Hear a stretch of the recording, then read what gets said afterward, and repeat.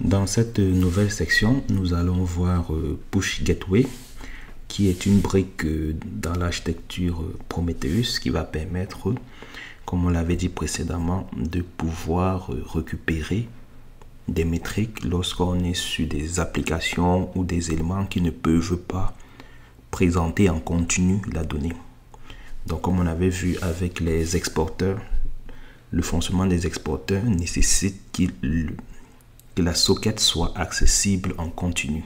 Donc, comme on l'avait dit lorsqu'on présentait l'architecture, lorsqu'on va travailler avec des scripts qui vont générer des métriques, il ne sera pas toujours possible, d'avoir la socket qui est exposée en continu. Et donc, pour pallier à cela, Prometheus met à disposition le Push Gateway.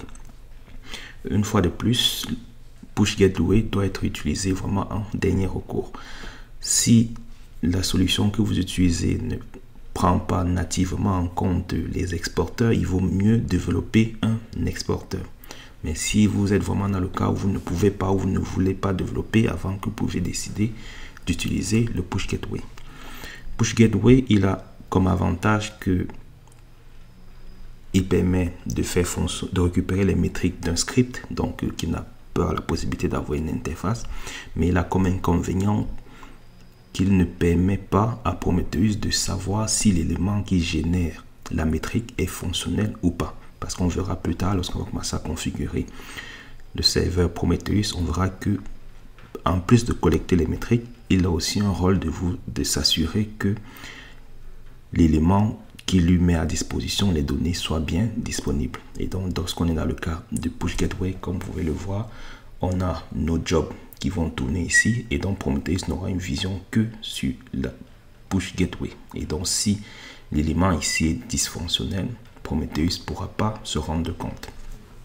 Ça, c'est le premier inconvénient. Le deuxième inconvénient, c'est que lorsqu'on travaille avec les exporteurs, je vous avais expliqué que l'exporteur va se charger de mettre continuellement à jour les données. Et donc, lorsque les données viennent à changer au niveau de l'application, cela est remonté au niveau de l'exporteur.